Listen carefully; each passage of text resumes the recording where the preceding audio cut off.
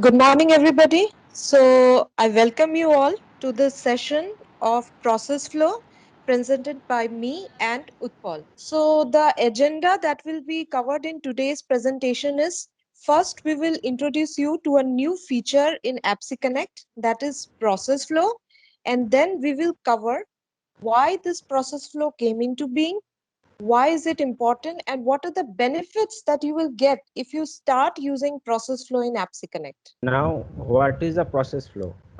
As we can see that process flow is a free flow execution engine. What does it means? That it is not dependent on any other component of the portal side. Previously, in case of workflow or other things, we are dependency on touch points and all other things. So in case of process flow, there is no dependency in the other components. It is completely self-dependent and it can execute of its own. Now, another point is that it is there is a completely visual representation of an integration process.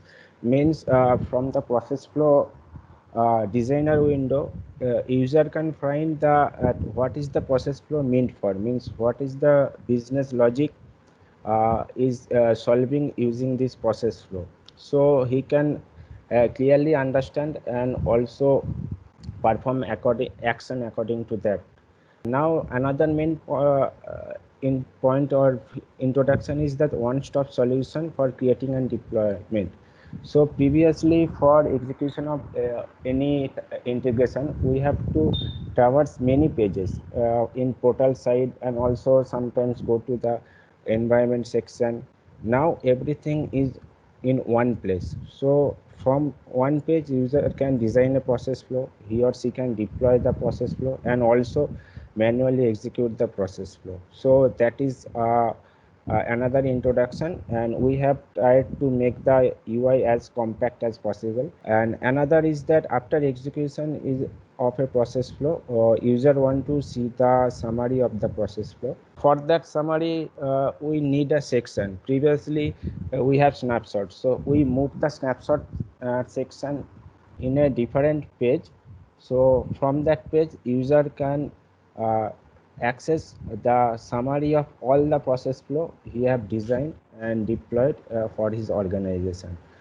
uh, and also for tracking the failure, if there is any failure in the process flow, we have also maintained a special section. So by going to that section, user can see the failures, if there is any failures for a process flow or branch of process flows. So that section and that summary section and track failure is in one place, so user can view according to his wish. If you want to view the summary of the process flow, he can go to the snapshot section, and if he want to track the failure, he can track the failure. So these are the major highlights of the process flow. Next, we move on to the next section for detailed uh, description of each of this point. Okay. Now, let us see why process flow has come into being in AppSeConnect. So now, as you all know, we already had touchpoint and workflow in AppSeConnect, which we can use for integrating two applications. So what are the reasons because of which we moved into this new feature called process flow? So first thing is the primary environment dependency.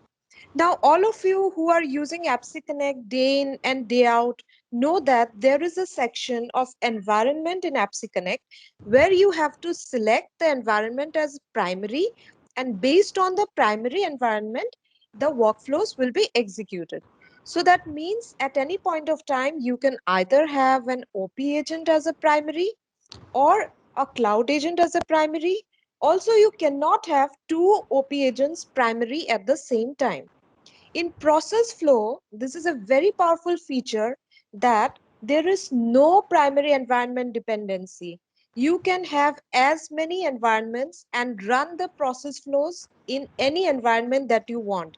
It is not dependent on which environment has been set as primary in the primary section of AppSeConnect. Second point is that it is a very fast and easy redeployment of changes in process flow. As we know that once we have designed a touch point or a workflow We have to go through many steps for doing the changes and then pushing the changes onto the OP agent or to the cloud agent. But in process flow, the steps for redeployment are very easy. It is just a single click step which you can do from a compact window. I'm not giving you all the details now. We'll be taking in all the details in the next slides. It is just a preview that for deploying any changes after designing a process flow, you don't need to go through multiple steps. The third point is that accessing all the functionalities in one place. So whenever you are defining a logic for syncing the data between two applications, there are many steps involved and many places where you want to see what is the status. You have to create it, you have to publish it, you have to execute it, and then check what is the status, see what are the failed data. But in process flow, everything is compact. You can access any functionality related to the execution of data flow from one point to another in a single place. You don't have to go to multiple places to check different scenarios. The next is the generate and manipulate data and pass it across node. So now what is node? Node is the basic component of a process flow. You can think of node as a smaller version of touchpoint. Touchpoint is basically, you can say, a group of node. So if you break down touchpoint, you get a node. And node in process flow architecture is independent of each other. In touchpoint, we have the dependency of get, process, and post together. In process flow, each node is independent of each other. They are not dependent on other nodes for processing or for execution. So now you can define the business logic in process flow as per the node, from which node you want to get data, in which node you want to manipulate data, in which node you want to pass on the data. Every node is enabled to handle data and process it independently.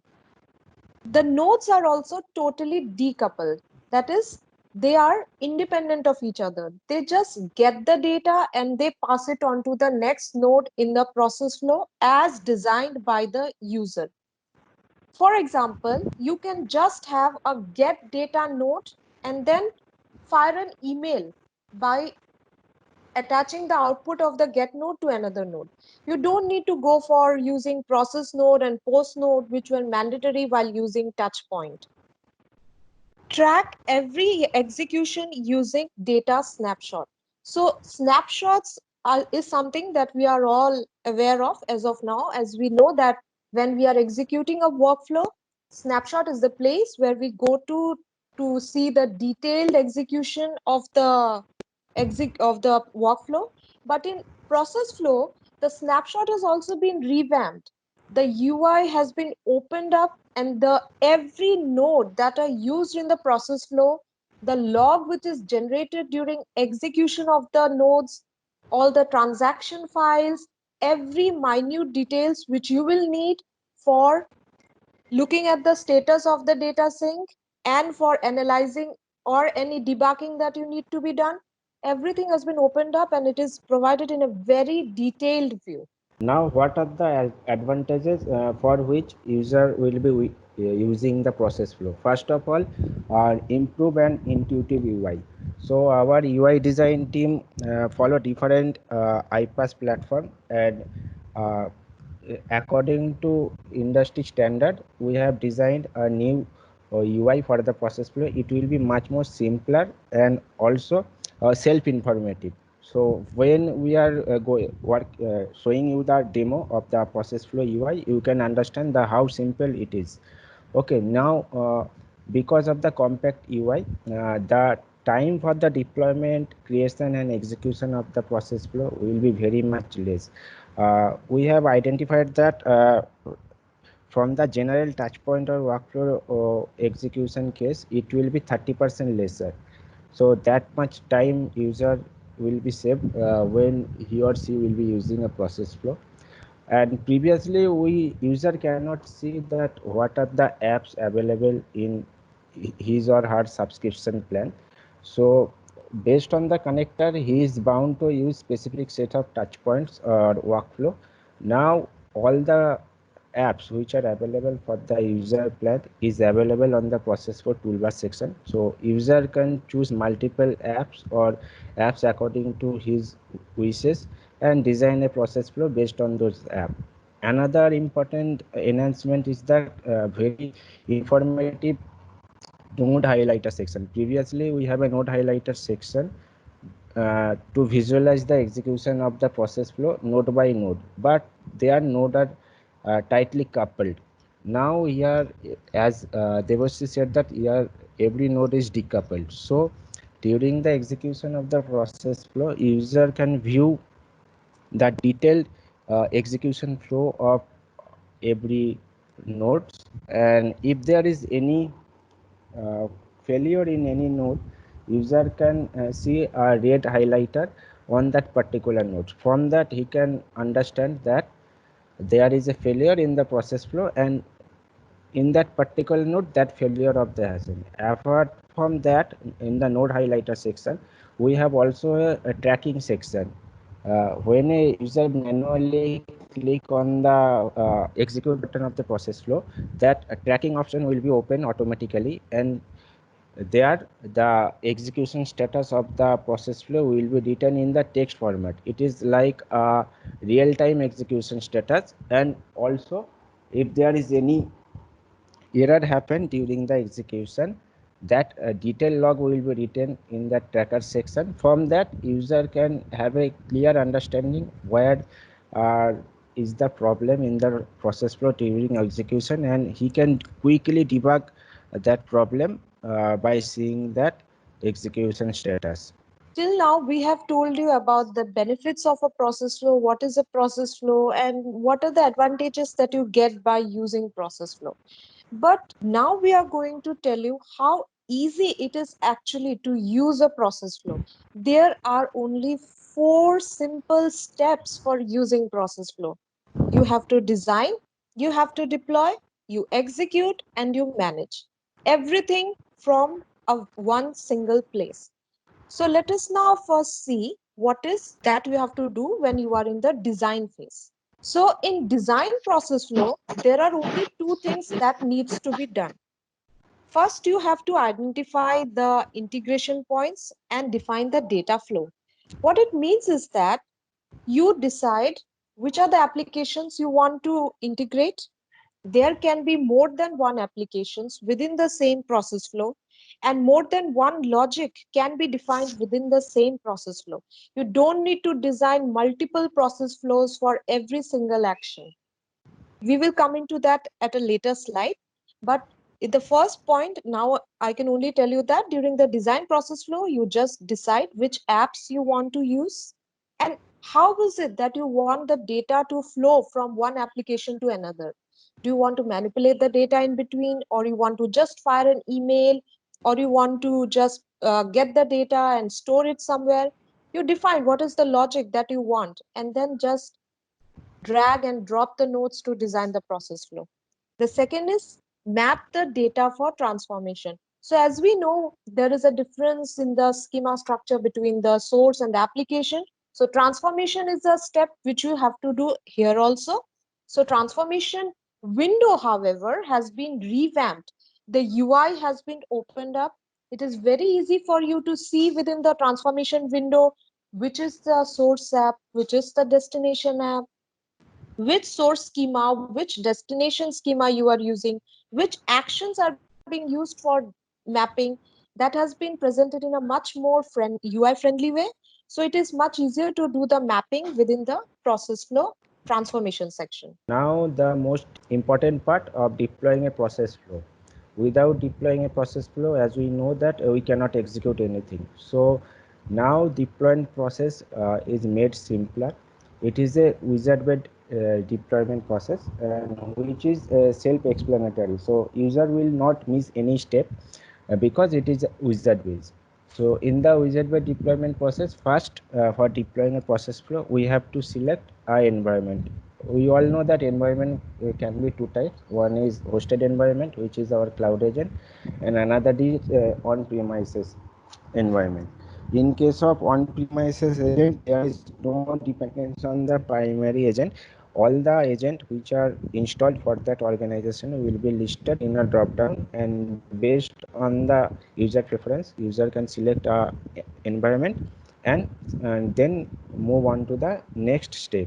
In the next step, we have to map the credential. Without mapping the credential, we cannot run a process flow. So what credential we have to map? The apps which are used in the process flow, we have to map that credential, app credential, with the credential given in the on-premises agent, or the credential created for the cloud agent.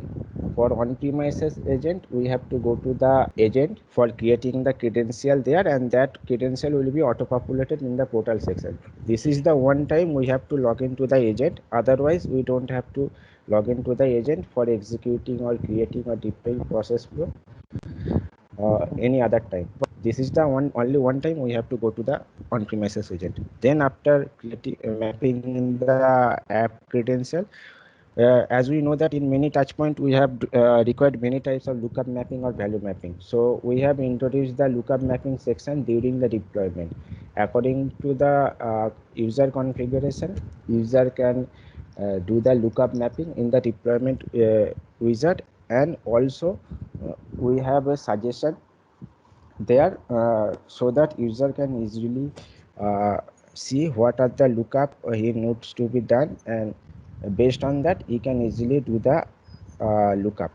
Okay, then we can execute a process flow in two ways. Either we can execute it manually, or we can schedule it in different ways. Previously we can schedule a workflow touch point only in daily base, only in month daily basis, or minutely basis. Now we have introduced another option. So when we will show you the demo, you can see that what are the new option in the scheduler section we have given.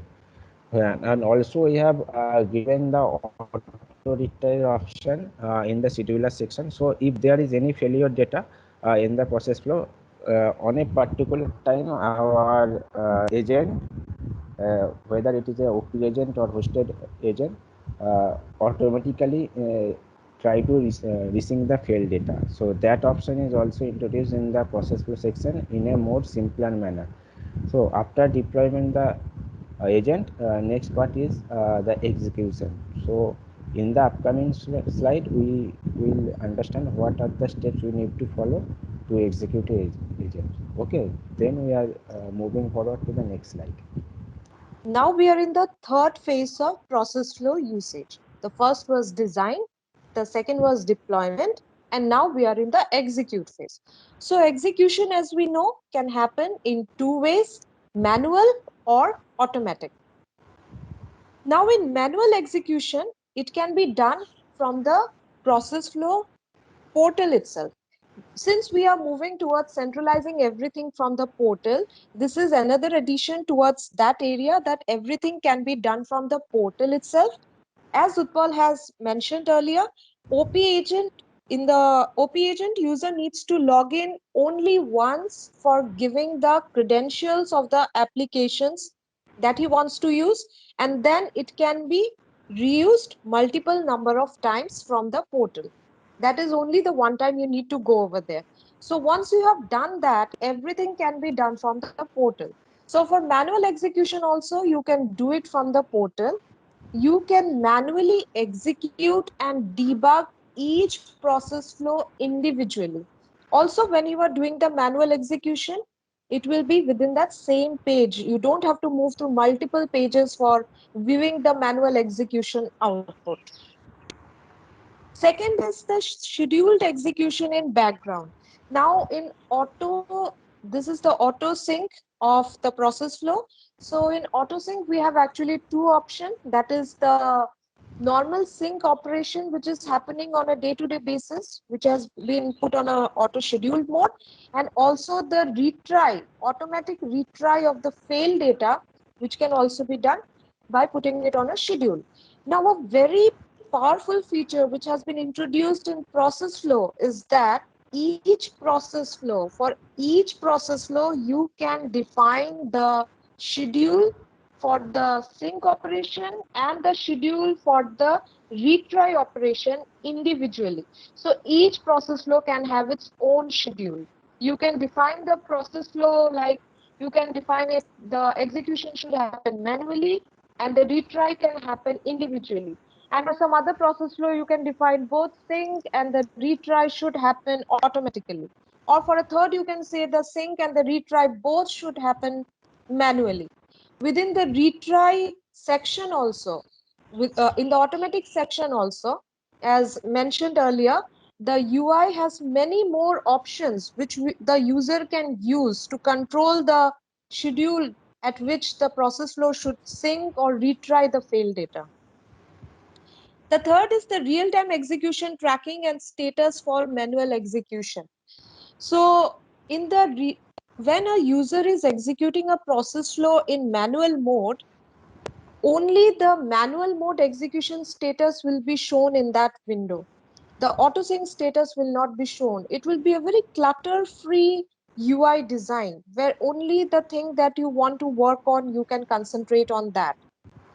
Also, there is a very interesting feature here is that every time you execute a process flow in manual mode, and if you don't close the browser from where you are executing the process flow, the data and the execution status of each execution will be logged one after another.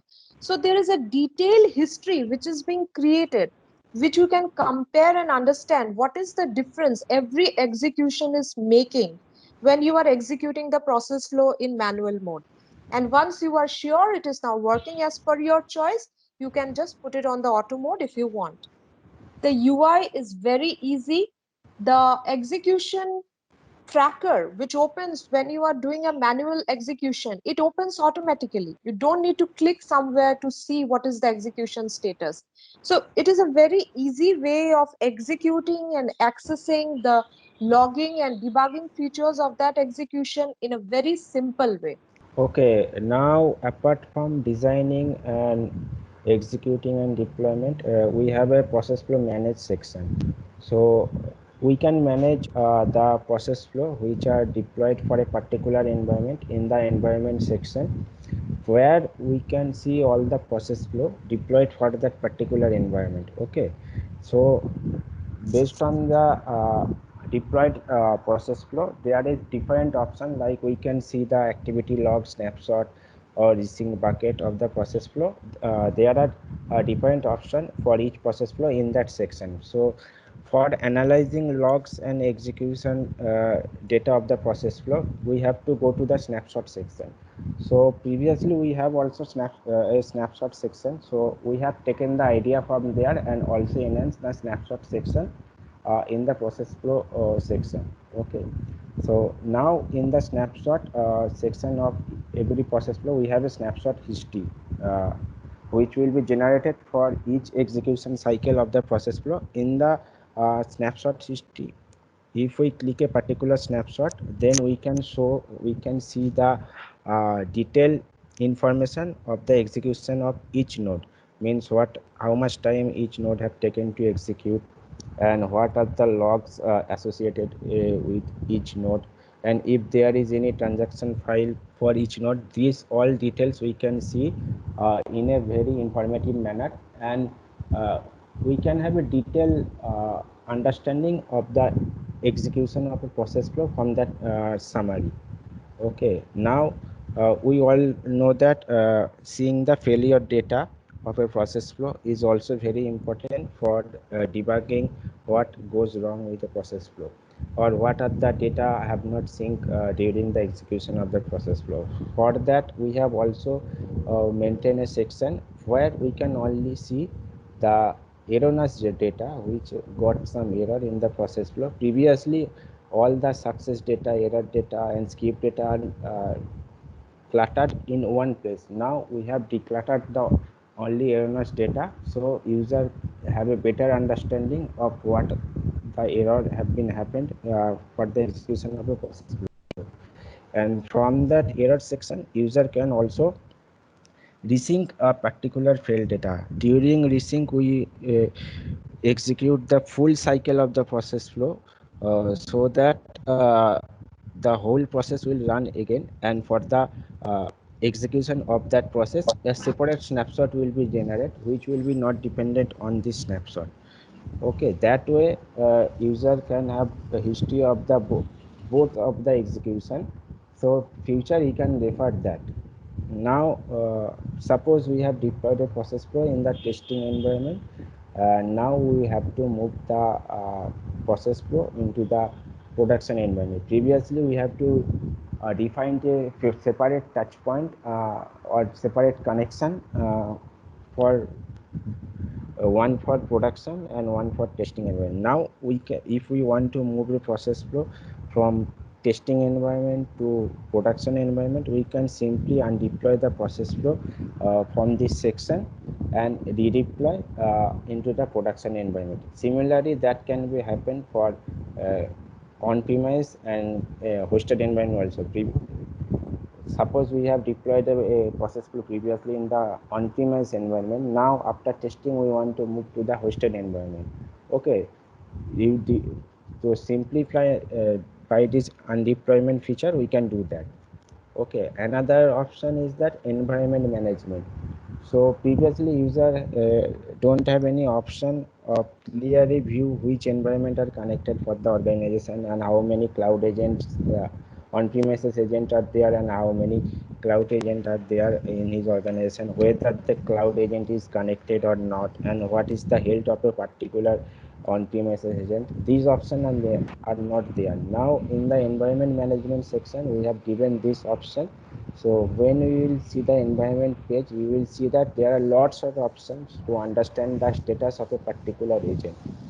Okay, that revamp environment section is also we have provided along with the process flow section. So that will be beneficial for the user for analysis the different environment.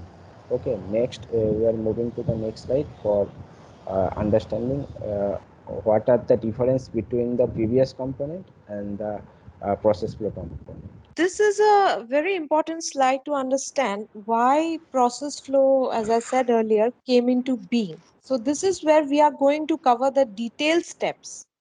So, now if we go by the history of AppSeConnect, we know that we started off with touch points. So, the challenge that we faced in Touchpoint is that it was for integrating only two applications. If you wanted to use a different application or a different schema or a different action, we had to create a new Touchpoint. So, those dependencies were somewhat taken care of in workflow, but even in workflow, during retry, the touch point is used and the dependencies have to be defined separately. So now taking care of all these challenges that we have faced in the past, the new design for process flow was developed.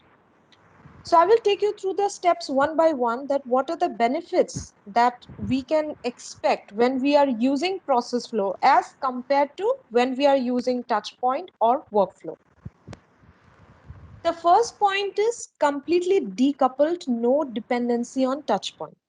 So touch point, as we know, is actually a group of node, a get, a process, and a post. These three things together make a touch point. And as we have told you earlier, in process flow, we have broken it down, and now each node is working independently. So what happens is that in the touch point, we have these multiple steps, like we have to select the app, we have to create the connection, we have to create the touch point, we have to publish, we have to reset cache, reset publish. There are so many steps to do when you are creating a workflow and you want to push the changes into the agent. In process flow, since the nodes are completely decoupled, you don't need to go through so many steps. You just select the node that you want as per the business logic that you are defining and then use it to design the process flow. There are no steps of publishing and reset cache and connection creation, nothing at all. The second advantage is from a single window, we can manage every configuration. So as we know that there were multiple steps earlier, publishing the touch point, publishing the connection. One more challenge that we used to face there is that to publish the reset cache and do the reset cache and do the publish of a touch point, you go to one section in portal, then you come back to the connection, and then you have to again do the reset cache and the republish the connection. For doing the mapping changes, if you want, you have done the changes for the workflow, but now you see there are some new business logic that has come in, so you now have to do the changes in the mapping. For that you have to go to a separate section. If you want to change the touch point name, that has to be done in another. If you are using a workflow, that is another case where you have to do the mapping changes first, then you have to save the workflow, and then you have to publish the workflow again, and then use the changes and send them to the agent. In process flow, these kind of challenges have been taken care of in the sense that everything is within a single window. You can design, you can deploy, you can execute everything from one place, from one menu of process flow. You don't need to go to multiple places for doing that. So as mentioned earlier by Utpal, it saves a lot of time for the user. The third is you don't need to perform multiple action. Like, let's say you have already done a change and now the workflow was executing, the touch point was executing in the OP agent, but you have done some changes and now you want to push those changes. So we all know all the steps that we need to do. You have to do the mapping change, you have to reset cache, you have to republish, you have to go to the OP agent, you have to update the adapter, you have to update the config, if you are using lookup, you have to do the update lookup, you have to then restart the auto sync, sometimes you have to re-log in into the OP agent. There are so many steps involved, and if you miss any of the steps, you have to do it again. They also have to be done in a certain sequential way, which may not be always easy to remember for the user. In process flow, everything is done by the simple wizard. The wizard is going to guide you. You don't need to remember all the steps. You just go to the step that you need to do while deploying the changes. And you can also, like, there are not many steps that needs to be done. Only 3 or 4 steps in the wizard, and you are completely push the changes that you want to send to the updated changes to the OP agent or the cloud agent. Just do the changes, click on deploy, and then just redeploy. That is all you have to do. It is very simple 2 or 3 steps process. And changing the schedule is also very easy. You do, if you have only want to change the schedule at which the process flow should be executed, or the retry that should happen for a process flow that should be changed from this time to that time, it is a very simple step. There's only one step you have to do: go to deploy and change the schedule and just deploy it. That's it. You don't need to go anywhere else to make the changes.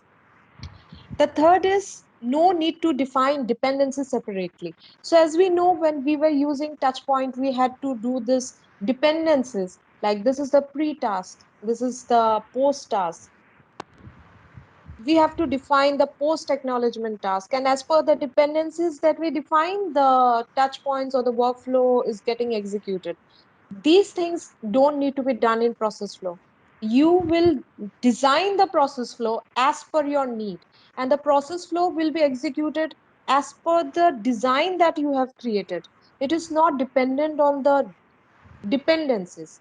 Actually, dependencies don't need to be designed at all in process flow. For example, if you want, like, I have to download the customer and then I have to download the order, that is what you would have done in the previous case where you were